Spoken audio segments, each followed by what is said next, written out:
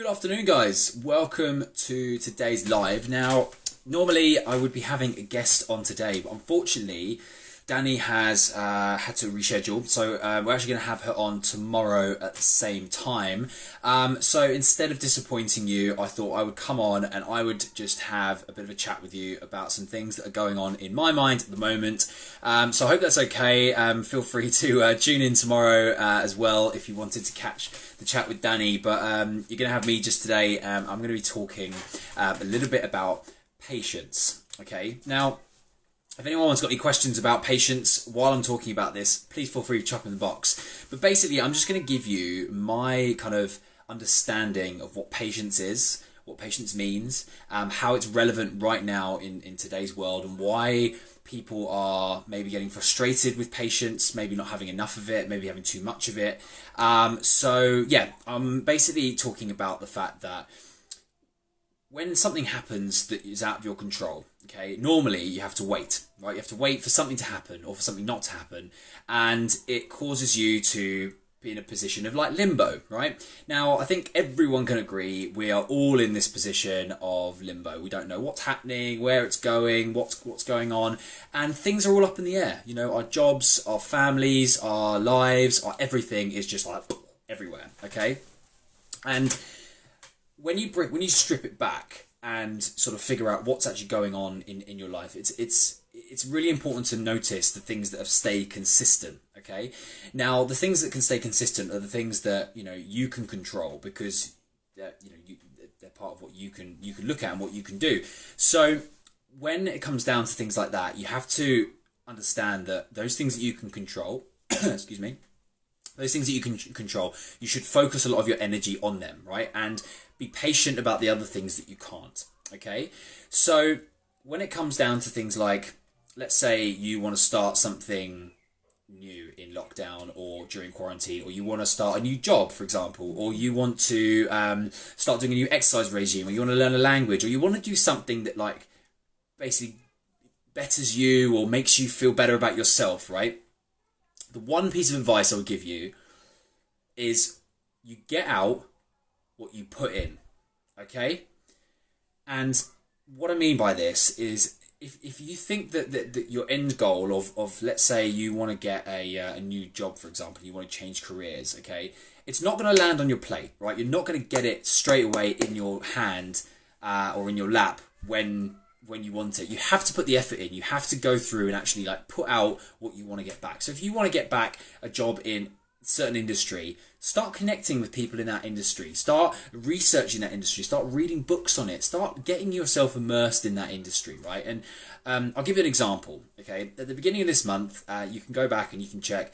I posted something about my 30 days in quarantine.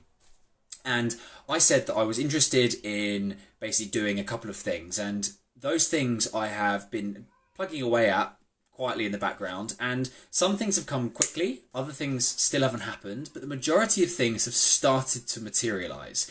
And when I look back at what I've done, it's basically all it really is just putting in the effort which I'm hoping to get out as a result. Okay, so things will go up and down along the way, and if you are getting frustrated with the fact that you're not seeing results from something you're putting the effort into it, persevere, have patience, be that person that can just see it through. Because if you're that 1, 2, 3% of people that can see it through to the end, that's better than the 97% of people that don't, okay? And that's what's really important here, is that a lot of people will have dreams and ambitions and goals, but it's all well and good having those dreams, but they're just ideas until they're actually put into action and put through their paces. So I would say that if you're looking to do something that is a little bit out of your comfort zone, something that you haven't yet tried or you're wanting to try, just start putting in whatever effort you can right now within your parameters, within your own abilities, that will help you get a little bit closer to where you want to go, okay? And as I said, have the patience to see it through. If you think it's going to take a month, give yourself 2, because if it happens, it's that whole expression of under-deliver and over-perform, okay? I think that's it. Yeah, over-deliver and under-perform. Over-perform. It's essentially saying, give yourself the time or the contingency so that you don't trip yourself up, okay? Be willing as well to adjust to your surroundings. So what I mean by this is if you are in a position where you're currently at home and you haven't got the resources that you normally would have to do what you really, what you really want to do, how can you improvise, right? How can you make it so that you can still continue with your dreams and ambitions? And how can you prevent yourself from getting down in the dumps about the fact that you can't do something? Ask yourself that question: how can I do what it is I'm looking to do? How can I be doing this? How can I make myself into somebody who is able to be proactive and resourceful, and things that make you proactive in the job that you're looking to achieve? Okay. When it comes to having those surroundings that you're in, that sometimes change your mindset around like what you're trying to achieve, it can sometimes be really, really easy just to be like, oh, I don't care, I'm gonna basically do this tomorrow, but do this the next day, do this the next day. But as we all know, the next day never comes, okay? So you're better off just accepting the change, accepting the environment, and accepting the adjustment, and then moving forward with that. It's kind of like if you're walking down a path, okay, and you're on your path in life, and you know exactly where you're going, and suddenly there's a big log in the middle of the path, and you're like, oh crap, I've got to get around this somehow, okay? It's an obstacle right in the way. Now, you've got a couple of choices. You can either try and climb this obstacle, but it's probably going to be quite hard and quite annoying, and it's going to probably be quite tiring, and it's not going to be great. Or you can take maybe 2 or 3 steps back and go slightly to the left, which is a bit more of a longer route, but it actually takes you back onto the path that you were meant to be on in the first place. Okay, so it's all about assessing whether you're ready to accept a really hard challenge, or whether you want to maybe take a couple of steps back and look at it from a different perspective. Okay. Another thing I want to talk about with patience is something that I've discussed quite a lot recently, actually, but it's about compound interest. Okay, now that's quite a financy type term, but compound interest basically means when you do something regularly, it becomes a bigger thing over time, right? So if you collected, I don't know, if you get watering a plant every day, it's going to grow bigger and bigger each day until it's a big fat tree, okay? Same goes for things that you want to achieve in life, and having the patience to see it grow and see it evolve and see it become what you want it to become one day, okay? When I first started coaching, and I'll be very honest here, I had zero idea how I was even going to become someone who could get someone to see themselves in a different light and change their life and basically be what I set out to be, which is a life coach. I had no idea. It was like so daunting for me, and I had to get help. I had to get a coach myself to help me through this sort of journey of like, I don't know how to do this, where do I start? Like, it was all so overwhelming, right? But what I did do was I started compounding it down into the smallest possible thing I could do each day to get me to that next stage. Right, so if, for example, right at the very beginning, there was a load of books that I had to read. So I would just read a couple of pages of the books every single day. And at the beginning, the books were so daunting because there were so many of them. But then after a couple of months, I'd finish them. And I was like, that wasn't too bad. And not only had I finished the books, but I had all this knowledge in my head, which I then could use in my coaching, which then made me more confident in my coaching, which then led me to do other things and led me to the point I am now, where I am super confident at being able to help anyone and everyone that comes to me, and even if I can't help them specifically, I'm confident enough to be able to send them in the right direction to somebody that might be able to. So those things happened over time. As the expression goes, Rome was not built in a day, right?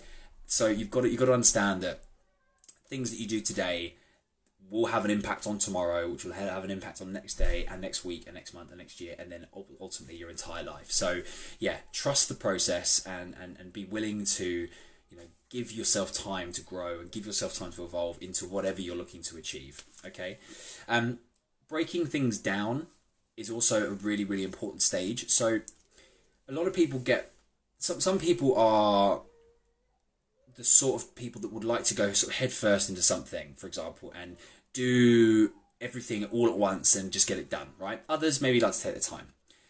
Others may feel overwhelmed by something, and if you give it to them in smaller pieces, it's easier. If other people might like to, do it all in one go and cram it, right? It just depends on how you look at things, okay? I would personally say that breaking things down into the smallest possible way is, for me personally, the best way to do it. And the reason why is because in life, things get in the way. It's the way things work. something comes up, the kids have got this, or your other half's got that, or the parents have got this, or something happens, it just, life happens. So if the thing you're trying to achieve is super, super small, it's going to be so much easier to do that thing rather than it be a chore, okay? You want to make it a habit, okay? And there's a couple of authors that talk about this, James Clear and BJ Fogg, talk about how if you build the right habits into your life, then achieving goals becomes second nature because you've got the habit that you're doing autonomously every single day, right? So for me, I would really, really like to read more books, okay? I've actually just sorted out my bookshelf this morning, and I'm ordering books all the time because I've got the time to do it, but they are getting quite overwhelming because I'm ordering more than I'm reading. But I've got this rule that I will read for 20 minutes a day, at least 20 minutes a day. And for me, that's super doable because I have always got 20 minutes to spare, okay? Whether it's first thing in the morning, last thing at night, middle of the day, I'll always try and read for 20 minutes. So that might work for you. It might be 10 minutes, it might be 5 minutes, but as long as you're doing a little bit more than you were doing yesterday, you will get the book finished, okay?